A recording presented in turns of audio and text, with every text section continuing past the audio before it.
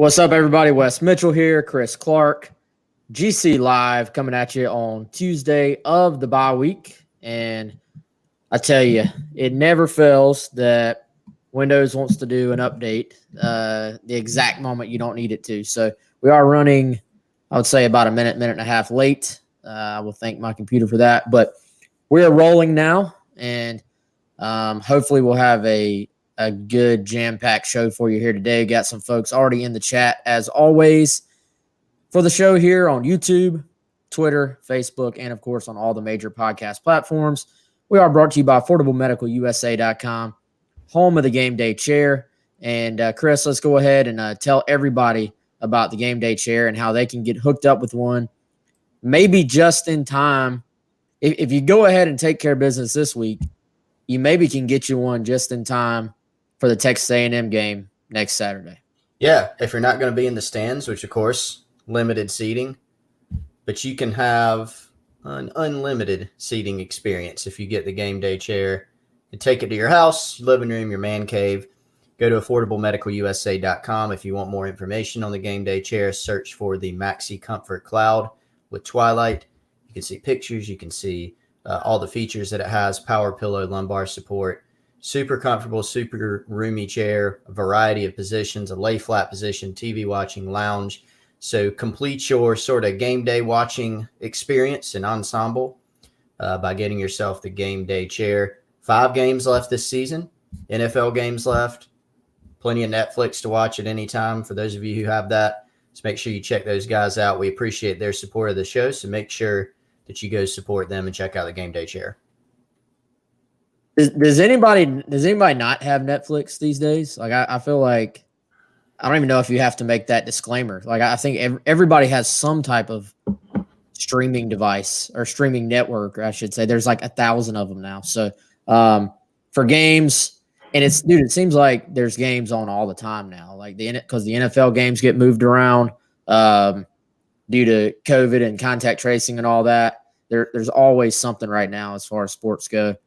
You're going to have the Masters in November, which will be wild, will be different. But and did y'all see? So College Game Day is going to be live from the Masters. The response to that has been like, I wondered if there would be some people who would get a little sort of high and mighty about college football, coming in on the Masters territory, but most of the response, Chris, I've seen was pretty positive.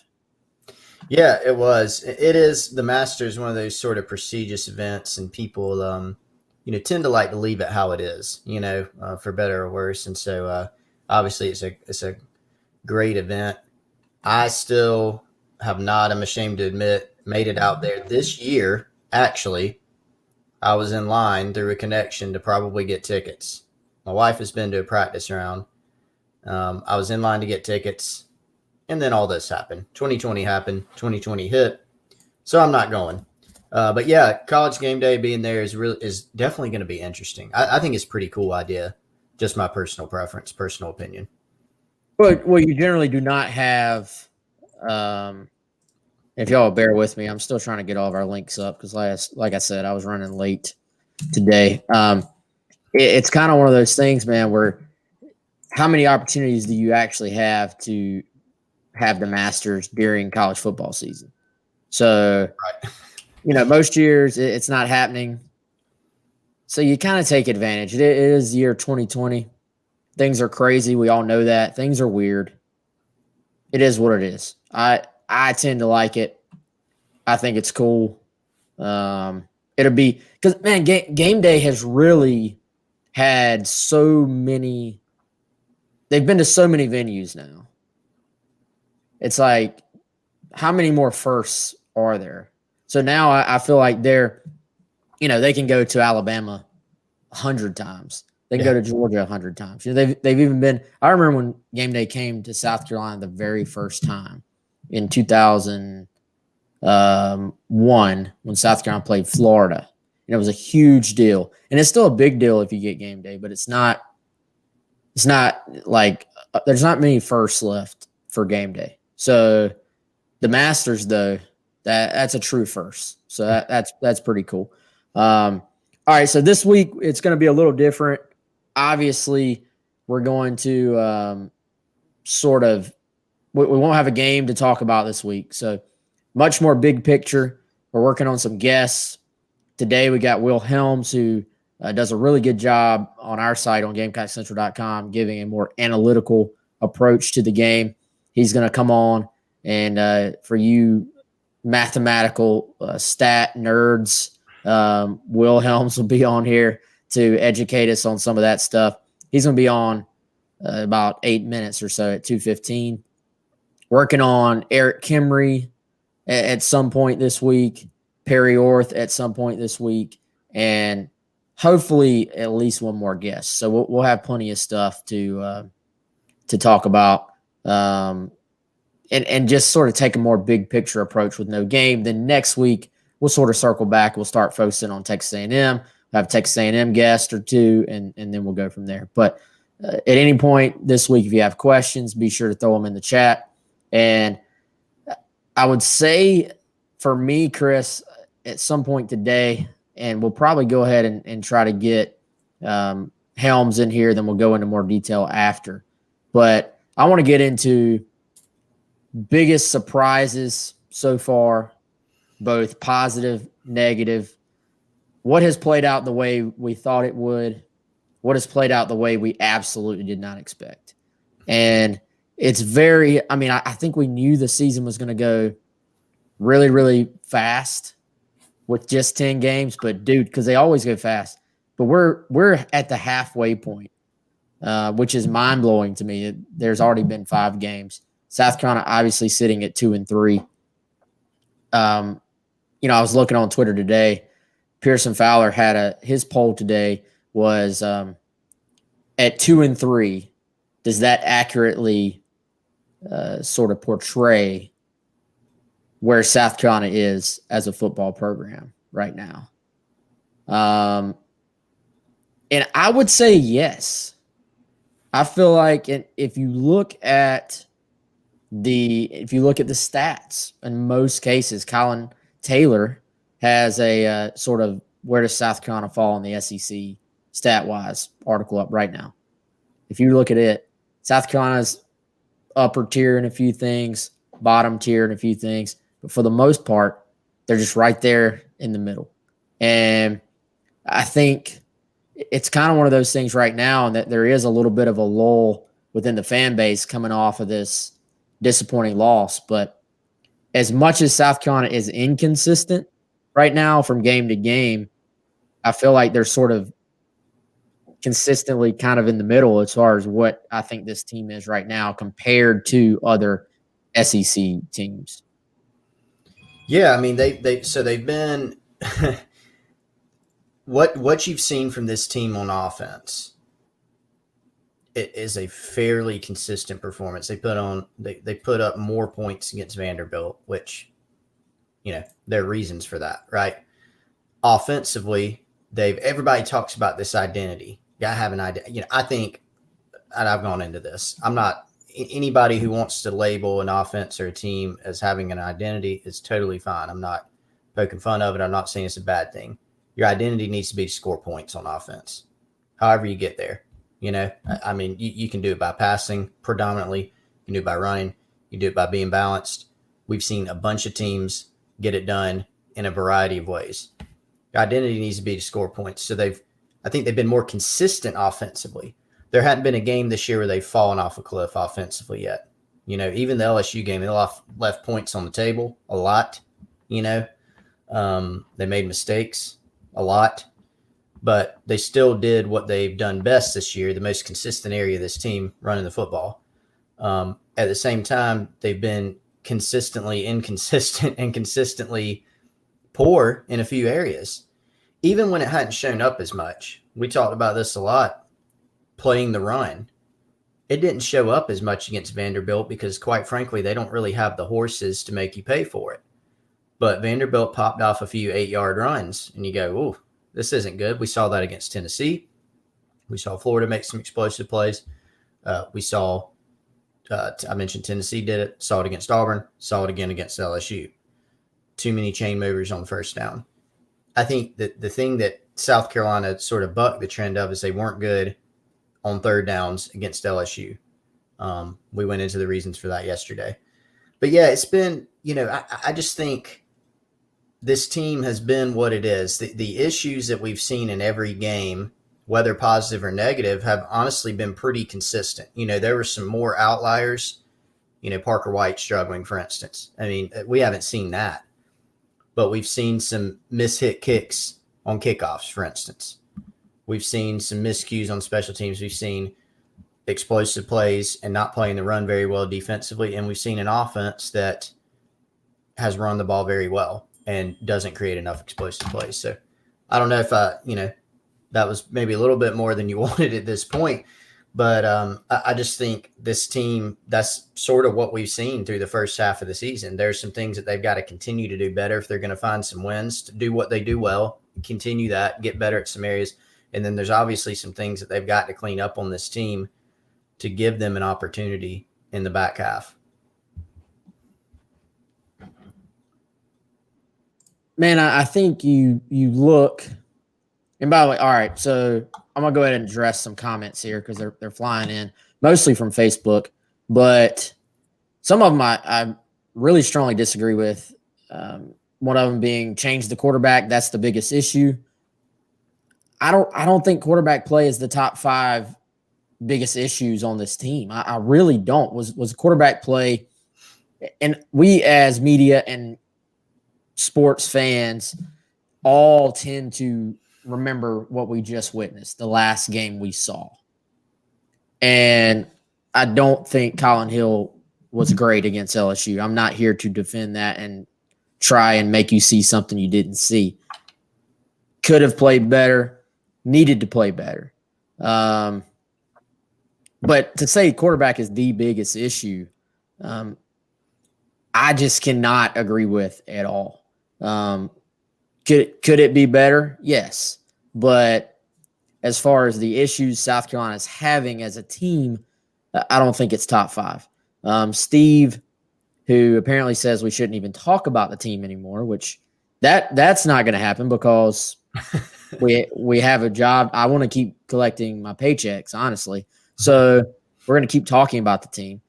But he says go back to App State game last year. It's like watching paint dry, and I believe is a continuation of his thought from earlier that everything looks the same as last year, which I would tend to say that the latter 5 to 6 games of last year, the issue with South Carolina was that they absolutely did not move the football on offense. 3 and out after 3 and out after 3 and out. Which if you had told me that South Carolina's offense was going to be able to do some of the things that they have been able to do this year, just if you had blindly had told me that in August, I would have said, man, this team may be at least 3-2 as opposed to 2-3. If you had just given me a broad view of what the offense would be. If you had told me that Kevin Harris would be where he is right now, I think I would have said, man, this team has a chance to be pretty good. So that's a slight tease for what we're going to get into after we talk to Will Helms, which is going to be, like I said, surprises. And Raphael's response is what with about 38 T's. I mean, how can anybody look at this team and say quarterback is the biggest issue? Like I'm not even saying I'm in no way saying quarterback play is perfect. And I never even said it was like really, really good. But there's no way I look at this team and say that's the biggest issue. But we'll get to all that here in a second. We're gonna be joined now. Will, when you got settled in there, give me a thumbs up and I'll all right. Will is here. He is rolling in with us here on GC Live. We got Will Helms, GamecockCentral.com writer and our analytics guy. Will, what's going on, man? How you guys doing? Good, man. Obviously, still talking a bit about LSU, breaking down that game, and then we've sort of been using this week, or we're gonna use this week to essentially talk some big picture stuff. And we're at the midway point, right? Bye week comes right in the middle of the season for South Carolina. It's a really good time to sort of assess, and reassess what we know about this team and what we think about this team. So, Will, let's start with LSU, man. I know I'm sure you've started diving into some of the analytics. I've seen some of your tweets. I know you sort of said, if you broke it down into one thing, if fans wanted one reason for this loss, you pointed to sort of the pass rush efficiency in which LSU is putting pressure on Colin Hill, and then the opposite being South Carolina's inability to get to TJ Finley. So do you want to sort of dive into that a little bit and what you saw in that just from an analytical standpoint? Yeah, absolutely. So yesterday I saw a tweet that it may have been this morning, I don't remember, that was just asking, like, if you were to break down the game of football into three stats to say who's going to win the game, what are those three stats? And I looked at like yards per play, points per scoring opportunity, and pressure rates. And over the course of the season, South Carolina's been pretty good with their pressure rate, getting pressure on the quarterback, even if they're not getting the sacks. They've been pretty consistent at getting to the quarterback until Saturday. TJ Finley, I believe, had like 22 dropbacks, and South Carolina even got pressure on him, not sacks, just got to him 3 times, and only one of those times they hit him. So you talk about a freshman, you're trying to rattle him, you're trying to make him pay for, I guess in his first start, and you hit him one time in 22 dropbacks. They basically just let him step back and throw it wherever he wanted to. And with LSU's wide receivers, it doesn't matter how good your secondary is. You've got to be able to get to the quarterback, because if he's got 5 seconds to find a guy, he's going to find somebody. Yeah, well, so one thing I noticed going to the other side with Colin Hill, maybe jumping ahead a little bit, but I wanted to make sure I got this one in. Looking over some of the PFF numbers, right? One thing that we saw just with our eyes was that LSU got some pressure and some sacks on Colin Hill that put South Carolina behind the chains, right, in terms of the sacks. 6 sacks, I think, in the game. What do you see from a statistical standpoint that stands out to me? Because one thing that I saw is that LSU rarely blitzed. I mean, they rarely had to blitz. And it seemed like, not that I put a timer on it, but a lot of times it was coverage sacks. A lot of times it was holding the ball too long. Yeah, absolutely. I think sacks are more of a quarterback stat than people give credit for. We always think about the offensive line and think about the offensive line gave up a pressure there, and that's what caused a sack. But if you look through the NFL, and I just use the NFL because your quarterbacks and your offensive lines are a little bit more consistent, it's consistently the same quarterbacks at the top of the league in sack rate. Ironically, some of those quarterbacks are some of the best in the league. Deshaun Watson's up there. Russell Wilson's up there. But consistently, year in and year out, those are the guys that are having the most sacks, even if the offensive line is completely revamped. And I think we saw that a lot Saturday. I think there were a couple sacks that just quick pressures that, Colin Hill couldn't get the ball out, or maybe a deep option, or kind of a 2-man route that LSU was still able to get pressure. Hill didn't have a lot of time, but I saw 2 or 3 in particular where it just looked like Colin Hill needed to either bail out of the pocket and find somebody or throw it away or something like that, or just kind of see if he could throw it into coverage, because South Carolina had guys running open all night. I think on one of them he had Shi Smith in the end zone in one-on-one coverage. I'm taking that risk. I'm not taking a sack there. I'm going to throw it in the end zone and let Shi Smith go make a play, because I think that was an option there. And there were a couple of times we saw Colin Hill, for whatever reason, just kind of pump fake or maybe double clutch and not really attack the coverage like he could have, I think. Well, and I think if you sort of look at how this game played out, LSU, as much talent as they have on defense, continues to struggle down the field in covering plays vertically, I feel like. And even, you had a couple of instances where South Carolina did sort of force the issue and put the ball down the field, and you maybe don't have a completion, but you get a PI. So I think there's probably something to be said for forcing LSU to prove in those one-on-one situations. Not only can they, cover you and keep you from completing the pass, but can they cover you without interfering with you? Because it seemed like their DBs weren't very patient down the field. They sort of, I would say, much like we've seen from South Carolina's DBs at times, didn't show the patience when the ball was in the air to sort of complete the play, but they basically hit the Carolina receiver. You get a PI call down the field, and you got a free 15 and a free first down. So probably a strong case for South Carolina being more aggressive in some of those situations. I remember, Will, this was a random special teams conversation with Coleman Hutzler when he was here. And he said basically like if you block a punt in a game, there's like a 90% chance that you're going to win that game. And I'm getting to a point here, but do you know statistically, is there any correlation? I got to imagine if you have a pick six in a game, or if you have a kickoff return for touchdown in a game, you probably, especially the pick six, I got to imagine if you create a pick six, you win a lot of those games. But I can't imagine, because to me, man, if you have a pick six on your side and you give up a kickoff return for touchdown, almost all the other stuff almost becomes noise. Like if you're playing a really good team like LSU, or at least a talented team, I probably should say more accurately, you're not going to win many games when you give up 14 points on, combined on with your own offense and special teams on the field. Yeah, absolutely. So the numbers, at least that I've got, are turnovers are the least predictable number you can possibly find.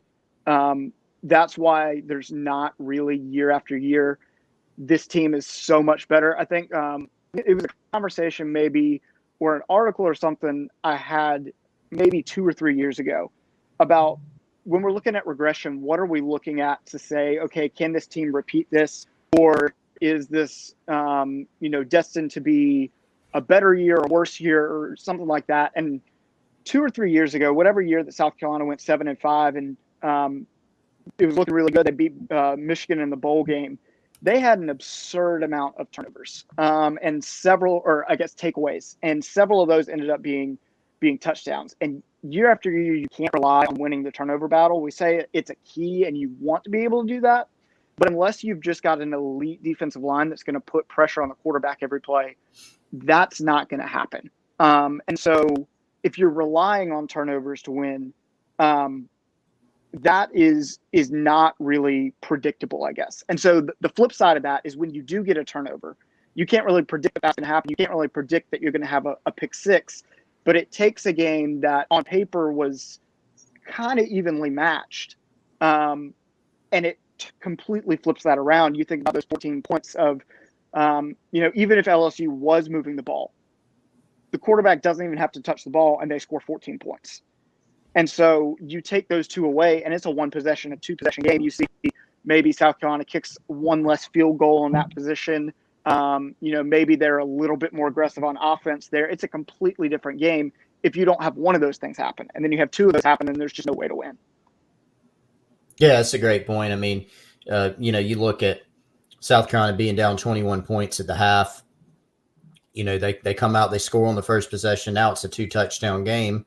And you get the feeling that maybe they can stay in it if they can continue moving the ball, if they can continue scoring, and then maybe you play better. We have seen some instances in which South Carolina's cleaned some things up defensively in the second half of games this year and played better offensively. So you would sort of have to project and rely on that, but maybe at that point things change. Well, they come out and score, they cut it to 2 scores, 2 touchdowns, and then the kick return for a touchdown happens. It's right back to a 3-score game. So like you said, Will, totally changes it. South Carolina, the interception they got, Israel McQuamu in the defense had a little bit of an opportunity to actually take that one all the way back. Didn't get that done, although it's still a big play. Maybe an opportunity, not super, super close, and had to settle for a field goal there. So, another swing there. Here's something I want to go to defense, or stay on defense, rather, since I was just talking about it. A couple guys that you mentioned on the Insiders Forum in your analytics recap that you do every week. Jamar Brown, returning to his first significant action on defense this year. And Ernest Jones, you rolled out a stat just about how good he has been this year. Eyeball test shows us he's been really good, and the stat sheet showed us he had 19 tackles. But tell us a little bit about those guys. I think what it kind of does is it shows you the importance of defense being more of a team game than offense. If you've got one or two guys on offense that are just so much better than everybody else, the rest of your offense can be average, and you're going to be great. South Carolina quietly has the two best tacklers in the country on their team in Ernest Jones and Jamie Robinson. Last year, Jamie Robinson was the best tackling secondary player in the country. This year, he's missed one tackle. Just an elite tackler, fairly good. But if you've got other guys that can't tackle, it really doesn't matter. And I think we see that a lot this year with South Carolina. J.C. Horn throughout his career has been awesome. The numbers against him it would be basically if Sam Darnold were to throw more picks. And those are the numbers you're looking at when you're throwing at J.C. Horn as far as like NFL passer rating and things like that. But it doesn't matter if you can't guard across from him. And on the other side of the field, and the same thing happened Saturday. You've got, guys here and there that are quietly superstars on defense. But if you don't have across the board guys that can get it done, it's really difficult to put together, 3 or 4 stops in a row, especially with offenses as good as they are right now. And I think that's what South Carolina's running into is they just don't have the consistency on defense that they would need to be able to hold teams consistently under, 24 points a game. Got a question here from Craig. Craig is one of our loyal watchers and listeners here on the show. He says, can you ask Will if he thinks Ernest is playing himself potentially into a top 2-round draft pick in the future? So on this one, I would say probably not, just because of his numbers that he's going to put out. He's not going to test well compared to other guys that we might be looking at as, top 2, top 3 round linebackers. He's not going to put up the 40 time that teams are looking for. He's not going to, I don't think he's going to put up a lot of the strength numbers that some teams are looking for. But he's a football player. And so I think he's definitely a, borderline day 2 guy, maybe a day 3 guy in the draft. But I think those numbers are, the NFL teams are looking for, I think, are going to elude him a little bit. But that doesn't mean he won't have a productive year or a productive career in the NFL, because I think he's exactly what teams are looking for in terms of a linebacker that can come in, can play multiple positions, can guard multiple positions, and can especially not miss tackles. So here's another one that I'm going to dig out of your analytics recap. Give us if you remember it, the Kevion Mullins stat. Is this right? What you rolled out about his receiving yards? I'm not saying it's wrong, but it's like a rhetorical question. Very surprising. As far as I can tell, the last freshman to have over 100 receiving yards in a game was Brian Edwards in his debut against Vanderbilt. I looked. Shi Smith never had that many, or Trey Smith never had that many in a game. Both of those were pretty consistent across the freshman year. But I don't remember them having one game, at least that I could find, where a freshman had that many receiving yards. Really interesting. Jalen Brooks, also 40 snaps, 3 targets, did get his first catch, drew a PI, I think. And going back earlier, I forgot to hit this, Will. Ernest Jones, the stat that you rolled out, the PFF tackling grade, a 90 tackling grade, which leads all Power 5 linebackers in the country. So that's pretty good stuff. Wes, sorry about that. I stole your time. No, you're good, man. All right. So I think we all know quarterback position. All right, let's start to go big picture here, man. Quarterback position is always the focus. If you win, they get the credit. If you lose, they take the blame. The chat this entire show so far has been people discussing quarterback. Big picture, obviously, there's a lot Colin Hill probably wants back from the game on Saturday. I don't think anybody's going to sit here and try to convince you that he played some great game on Saturday. I don't think Colin would try to convince you of that. But so far this season, totality of the 5 games, what's your assessment of Colin Hill, both personally and then as far as I know you lean on PFF and SEC StatCat and all those. If you just take the totality of everything, where are you on Colin Hill, and where does he rank as far as where does quarterback play rank as far as the biggest reasons that South Carolina has lost 3 games so far this year? I think the thing, I guess, if I were to give kind of a one-liner on what I think Colin Hill's season has been, is I think that Colin Hill is better than Colin Hill thinks he is. He's been one of the top quarterbacks as far as deep accuracy, in general, just delivering accurate passes, being able to do that kind of stuff. And yet he ranks next to last in the SEC in average depth of target as far as how far he's throwing it on each particular pass. A lot of that is South Carolina runs a lot of screen passes. That is going to influence that. But he's thrown, I think, the 4th most passes in the SEC and is like 9th or 10th in the amount of deep passes he's thrown. But he's been accurate on them. And so whether that's a lack of timing or a lack of time to be able to throw it, whether it's he doesn't think guys are open downfield, whatever, when he does throw the ball downfield, it works most of the time. He's drew a couple pass interferences throwing down the field. He delivered accurate passes to Kevion Mullins the other day. He had one to Nick Muse last week.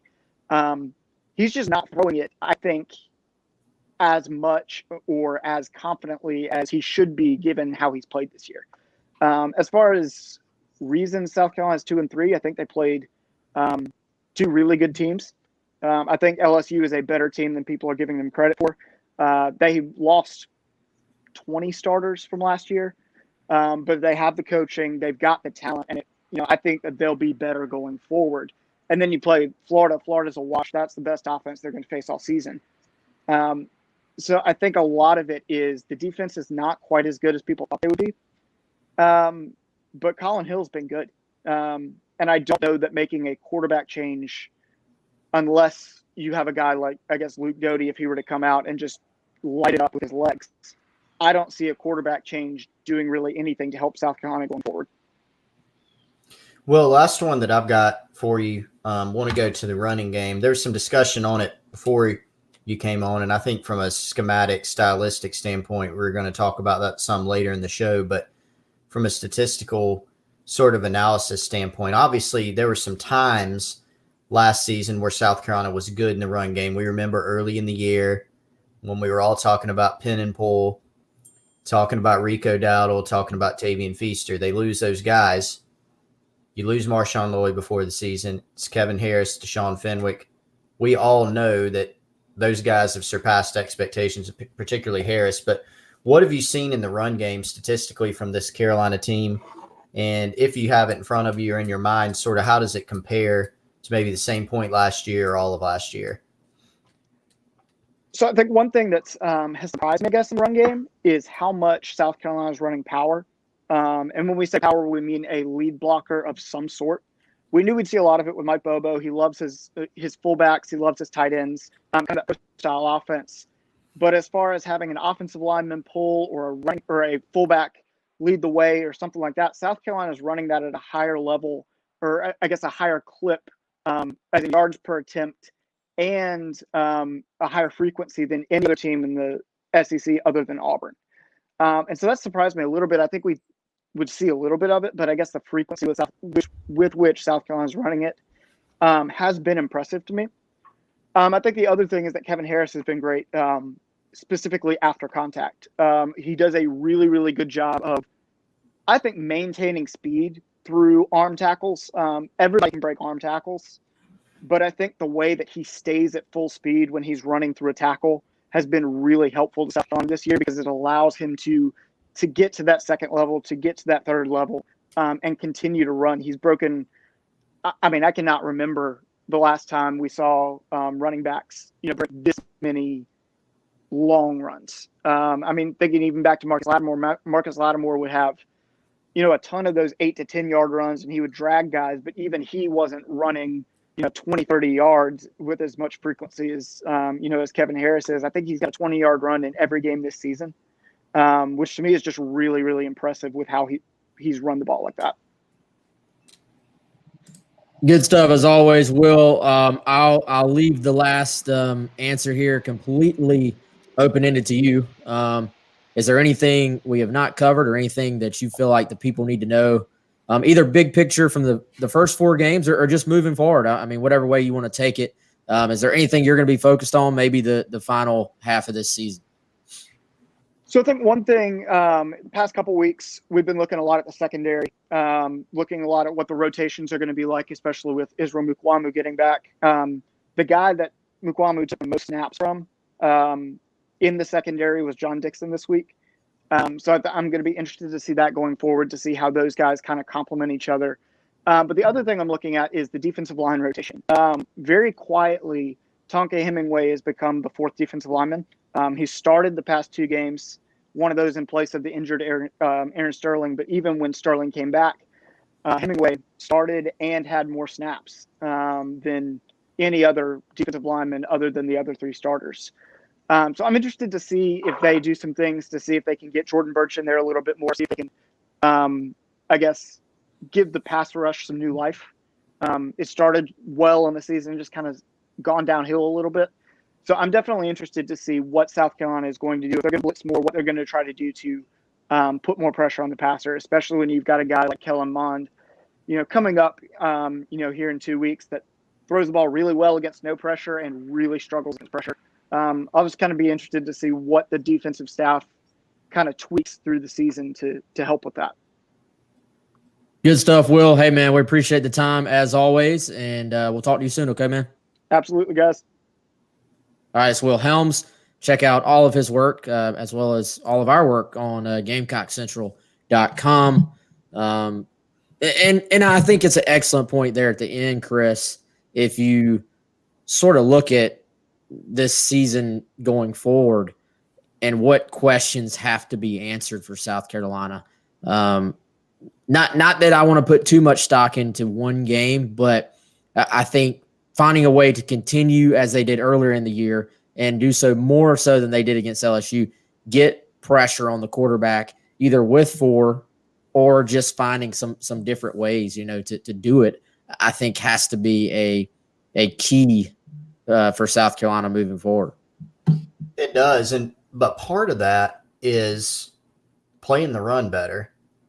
I mean, I look at it, when you take the totality, we're looking big picture now, and some of these things played out against LSU for sure. But looking big picture, the 2 things the defense struggled with the most: explosive plays, some of them through the air, some of them in the run game, and even just getting gashed here and there for 8 yards, 8-yard clips. I talk about those all the time, these 8-yard runs that we've seen really in every game this year from every team. Those and explosive plays, those have been the biggest issues. LSU faced 10, just to use that example because it's most recent, they faced 10 third downs. They converted 8 of them. Terrible clip. 80% third down conversions isn't getting it done, right? But one reason for that is a lot of LSU's downs and distances are very short. I think 4 of them were 3rd and 1. The odds, just playing odds, if you have a 3rd and 10 versus a 3rd and 1, which one do you think is going to be easier for the offense to convert? Which one is going to convert at a higher clip? Obviously, it's 3rd and 1. And so when you're getting into 3rd and 1, 3rd and 3, 3rd and 4, it becomes a lot more difficult, and then the chains keep moving. You have to call the game differently. You got to devote more people to the box. There's a lot of talk about blitzing. There's a lot of talk about bringing people down the box. South Carolina had a 5-man pressures, I think, 30 times in the game. They either didn't get home, or even when they brought them home on run blitzes, they were still getting knocked out of gaps. LSU was still running the ball effectively. And we've seen that in every game, even Vandy. So if they can't clean up the issues in the run game, they're going to face some different style attacks. What Missouri's going to bring is going to be different than Georgia. But they've got to clean up the run issues, or we're going to see some of these problems persist. It's going to become harder to pressure the quarterback. It's going to be harder to get off the field.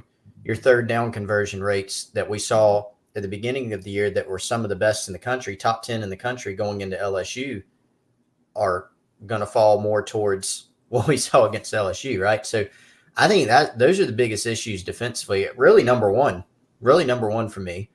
Got to play the run better is something they were concerned about going into the LSU game, and it's been concerning in every game, even Vanderbilt, where it was masked somewhat. Yeah, and I think defensive line, I'll take it a step further, just defensive line play as a whole, I think has to be a good bit better. It is interesting that Tonka has played more. I will say I think at least a solid portion of that has been that obviously Sterling was out, truly out last week. And then from what I heard going into the LSU game, didn't really practice as much. I actually was going into that game with the expectation that Sterling may be out again based on what I'd heard about practice time. And generally the way this staff and a lot of staffs operate is if you don't practice a whole lot, you don't start, even if you end up getting cleared, to play in the game, which is obviously what happened with Sterling this past week. Tonka started, but then Sterling actually played a pretty good bit in the game. So we'll see. I see some people calling, or at least one person calling for Pickens to play more. I think he played a pretty good bit. I don't have your snap count right in front of me. Played a pretty good bit. I think actually officially got the start on Saturday. I know he was out there early from what I saw. So I don't know what the answers are on the defensive line, but I do know it's got to get better overall. And it's got to get more consistent if we're going to use our word of the year. It's got to get more consistent. So we'll see. All right. We teased it before. Chris, let's go biggest. Let's see. We'll get 4 answers here. We'll go biggest surprise for both of us from a positive standpoint, biggest surprise for both of us from a negative standpoint. I actually have a feeling we're going to say the same thing on biggest surprise positively, but I'll let you go first. What's your biggest surprise on that side of things? I mean, I think anybody who's watched this team at all would say Kevin Harris, right? I mean, figured he was going to be a good player. Even when Marshawn Lloyd went down, we talked about how this would probably be Harris's job. But to see, going back to what Will said, the amount of long runs that Kevin Harris has broken. If we really want to get specific, you want to take it to a micro level. On a bigger level, how good Kevin Harris has been. The run game in general, Kevin Harris, really good. But to break it down, like I said, micro level, the amount of long runs he's broken has been extremely surprising to me. And so obviously that's been a really good development for South Carolina. Had a lot of negative developments that they got to clean up, but that's been a really good one. And that's, primary reason they've been in some games and a primary reason that they've been able to win the 2 that they have so far. Chris, have you looked at the PFF grades for the entire year so far? I had them up earlier. Yeah, you mean the individual ones for? Yes. I was looking at those earlier. So the highest graded and PFF, from what I understand, and I'm not near as tied into all the analytics as Will was. That's why we had him on. But it will reward you for consistent play. So if you grade it out, and so essentially when you first look at their grades on here, a lot of times you think, well, that's kind of a low grade. But 60 is the baseline for what I understand about PFF. So on any given play, if you were just out there and you did nothing wrong but nothing great, you would have got a 60 on that play.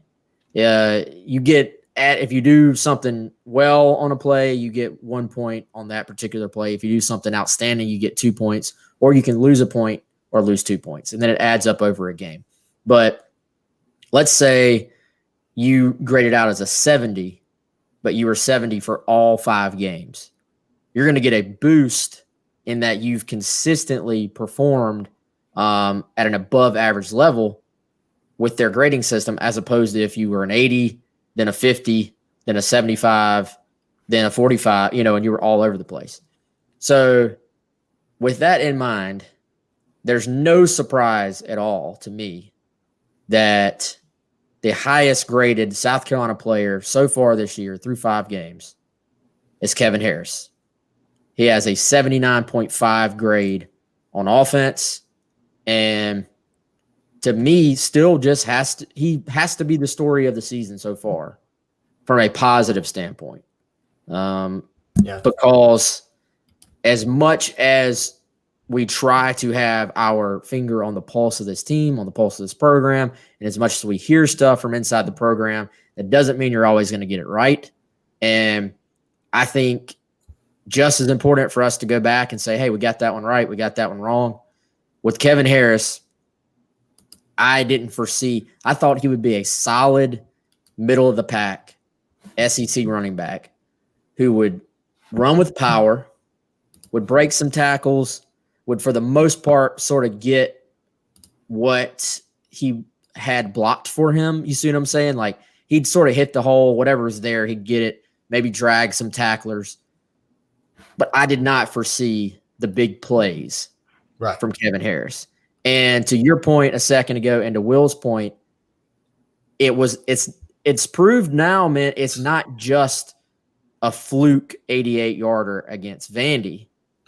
It's that he's able to do these things against pretty much everybody. Not that you're going to get a 90-yarder every week, but he's going to break the Auburn play gets called back, but we all saw it.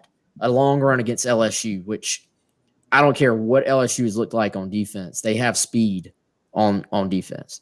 So, man, I mean, Kevin Harris, just hats off to him. I don't even know what else more we can say about him, but whatever we say, it's probably not enough to what he's meant for this offense to this point. So here's one more before we close out Kevin Harris portion of the show. I just looked because I was curious. I think, Najee Harris from Alabama's probably one of the best backs in the country, or he is, not probably. Another that Gamecock fans are familiar with is Travis Etienne. He may be the best back in the country. If you don't think he's the best, he's top 5, right? I mean, he's incredibly dynamic. He's really, really good. His PFF grade for rushing only, Travis is really good in the pass game, and he's got a super high grade in the passing game. His PFF grade is 81.2 for just rushing. Kevin is 80.8. Mm-hmm. So he's 0.4, whatever. No, I'm terrible at math. Yeah, 0.4 points behind Travis Etienne, just in terms of running the ball, production grade-wise. Now PFF, there's a variety of factors in a football game. PFF's also their grading, so it can be somewhat subjective. But that just shows you how good he as an individual has been, right? I mean, he's been really, really good this year, and he stacks up from a yardage, production standpoint, grading standpoint against some of the best backs in the country. So for South Carolina, the rest of it has not matched, right? But Kevin Harris has been really good. Yeah, so he passes the analytics test. He passes the traditional statistics test, and he passes the eye test. So when all those things add up to the same thing, and as Russ very smartly points out, Najee Harris got to play Ole Miss's defense, and Kevin Harris hasn't gotten to play Ole Miss's defense yet. Najee with 5 touchdowns on the ground in that game, which is crazy. Yeah.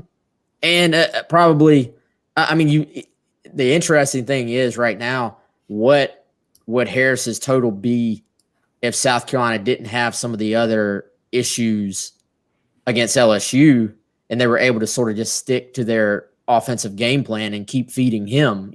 He got what he got against LSU on 12 carries. So who knows how it would have played out if you're sort of in the game and you're down by a score or two, as opposed to playing catch up later in the game. The biggest thing keeping Harris from having an even bigger PFF grade is the pass blocking grade. He's actually pretty good. I mean, we've seen him catch a lot of balls. He's had a drop or two, but for the most part, he's been good in that area as well. It's been the pass blocking where he's obviously trying to help out against the pass rush that has hurt his grade the most. Let's give since we both had the same answer, let's give a bonus plus, like A plus check mark to Deshaun Fenwick, man, because he's actually the second highest overall graded person on offense. And again, Deshaun is a guy that really hasn't been talked about within the program since he arrived, like some of these other guys. And when he has had an opportunity to step up, he has done it. And, you want to talk about eye test, Chris, Deshaun looks to me like he is running more and more confidently as the season has gone on. I think his vision in turn has gotten better. There's been some plays where he has found a crease when at the first second and a half of the play, I'm like, there's nothing there. And then Deshaun has that, even though he's a bigger back, he sort of kind of gets skinny, cuts it upfield. And to me, is sort of, I don't really know quite how to explain his running style, but he's been a positive, honorable mention for best positive surprise for South Carolina. Yeah, he's definitely taken a step forward. Those two guys, I mean, talk about bright spots in a season that has not gone, as well as everybody hoped to this point. And there have been some surprises, negative and positive, which is what we're going over. I think those two have definitely been a bright spot and been surprising in a positive way. I think the way that both of those guys have played. So you got to credit Deshaun for becoming more consistent, making the most of the opportunities that he's gotten. Yep. By the way, among starters on offense, Colin Hill, second highest grade among starters on offense this year, 71.2. So I don't know what that means to you. You might say, well, I don't think PFF grades mean anything. Feel that way, that's fine, but just saying. All right, Chris, biggest surprise for you from a negative standpoint? Yeah, so I'll do what I did before on a big picture level. It's the defense. I think did not expect this to be, and I was trying to remember, sort of go back and remember how we set expectations for the defense before the season. And to be fair and transparent, thought it had a chance to be a pretty good unit. Not one of the best in the country, not elite, pretty good.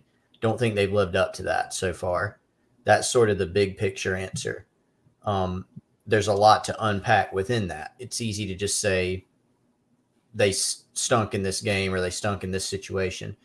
So what I would point to on, the micro level is probably playing the run. It's the two things I mentioned earlier, playing the run and explosive plays. But in most of the games that they've struggled in, I think it's been the run that has hurt them the most because it's gotten them in some unfavorable situations at times. They're giving up 4.3 yards a carry on average rushing, so that's not horrific by any means. It's not really, really good. I mean, the league leaders, or not the league leaders, but the NCAA leaders, in terms of yards per rush surrendered, you're going to see a number that's a good bit smaller than that, right?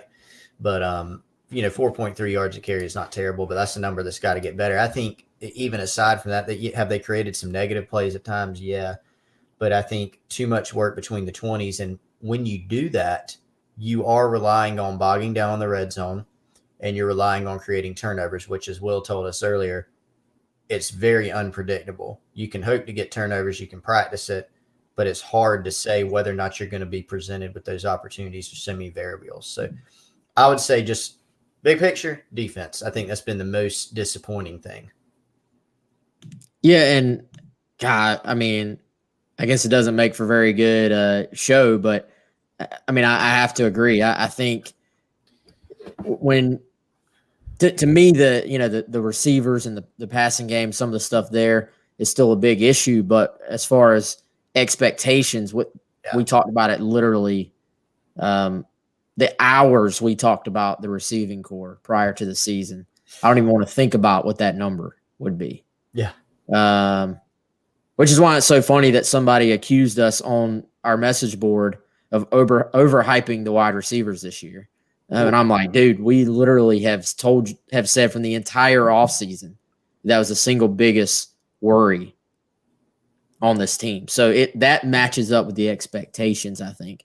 And in some ways, Shi Smith, I thought, going back to that game, man, LSU did a really good job of sort of keeping Shi Smith from being the guy to beat him. Yep. And so, but for the most part, Shi has been, I would say, better than I expected this year. Yeah. We'll see if Jalen Brooks can come on and get comfortable and make some plays for him and maybe improve that part. So other than repeating what you already just said on defense, Brandon Langford here on YouTube, he says pass protection on offense. And I think I would tend to agree with that. Yeah. For the most part, the run blocking has been, I would say, really good at times and exceptional at others. That's one area. You're never going to just have 100% success running the football. You kind of have to pound away. And they've done that on offense, and then they've had some really big run plays on offense. So you got to give them credit there as far as the running game. But I do think pass protection. Now, how many of the pass plays where they've given up sacks have been on the quarterback? How many have been on the offensive line? How many have been a combination? If the line, holds just a little bit longer, or if Hill gets the ball out just a little bit quicker. It's just a combination of both things. It's not always like a black and white thing, but certainly O-line pass pro, I personally thought was going to be in a little bit better spot. But for me, man, it's all of those things. There's like a gap. And for me, it's just overall defensive play. Mm-hmm. In that I thought the coverage would be tighter, and I thought they'd stop the run a little bit better than they have. And like you said, I mean, it's sort of when you see it play out and you say, how did South Carolina lose 52-24 to LSU? I understand how people would say, well, that means they're not a consistent football team. But if you dive down into it, the difference defensively between the previous game and the LSU game was that Auburn went away from the running game at times when they probably shouldn't have. LSU continued to run the football on early downs and put their quarterback in good positions. And then Auburn, because they were throwing the ball a little bit more, and South Carolina then used those opportunities to get a little more pressure on Bo Nix. Because he forced some of those balls because he's getting pressured. And then you do have the big game-changing turnovers. You force a field goal on Auburn's second to last drive, as opposed to giving up the touchdown to where maybe they're driving down there, for a chance to tie with just a field goal. So if all the yardage in between the 20s is the same, some days you're going to say, oh, it's a good defensive effort because they kicked 4 field goals. Or they score touchdowns in 3 of those 4 possessions, and you get your butt beat because South Carolina's not a team that's going to be designed to probably come back once they're down by a lot anyway. Yeah. So the final score looks very different. How you got there maybe isn't all that different. So, but that's a scary thing though, because you're relying on that week in, week out, and you need more 3 and outs. You need more true punts, where you're actually forcing a punt and getting the ball in decent field position, I think. Yeah, I mean, it affects field position. It affects, obviously, if you get people in the red zone, if you allow somebody to get in the red zone, then it becomes, let's hold them to a field goal. Ideally, you're not in that position, so red zone defense is extremely important. But when when you're allowing people to go up and down the field between the 20s, which we saw some, even against Vanderbilt, we saw them get to the red zone and go for it on 4th and 3. South Carolina made a great play. They did not allow it. They took over. But, we've seen this in games. Against Auburn, the difference was, as you pointed out, Wes, turnovers in that game, holding them to field goals. They were able to clamp down and do that. But you are relying on something that's more difficult, and so especially if a team can run the ball in the red zone, then you're in trouble. So whether it's, it's a field position thing, if they don't score, when you're relying on people to go between the 20s. I mean, we saw that in 2017. South Carolina was really good at creating turnovers. I mean, whatever combination of factors that you attribute it to, teams still move the ball a good bit. But there are a couple of things there. One of them is, the schedule probably wasn't as difficult that year. South Carolina did get some turnovers. They did have some good fortune and created some things in the red zone for themselves that were a positive, to where they limited the damage somewhat. They weren't very good offensively that year. They did enough. They were able to win 9 games at the end of the day because they clamped down and they got a lot of turnovers defensively. In the absence of that, if you're letting people march up and down the field, you're going to have a tough time. So you're exactly right. Got to get better in terms of just forcing some more 3-and-outs and playing the run a lot better. Yep. All right, y'all. So that's our hour mark. Sorry, RJ, you're getting here right when we're ending. Go back if you're joining us late. Go back and it'll be archived on YouTube.com/GamecockCentral. Or if you just want to listen, I'll have it uploaded probably within the hour, and usually faster than that. It just depends on how quickly Apple actually puts it out there and stuff like that. But it'll be out there soon. You can go back and listen to it or watch it. We're going to have some guests later on this week. Like I said, we'll probably have Kimry on at some point, Perry Orth on at some point. We got to get a different position than a quarterback for the other guests. So we're going to work on that. Not sure exactly what days all those will be, but we'll be back on. Appreciate everybody as always. I know Saturday sucked for all of y'all, so appreciate everybody hanging in there, still talking some ball with us. And, we'll get through the bye week, and then we'll turn the page to Texas A&M. For Chris, I'm Wes, and we will see all of you tomorrow.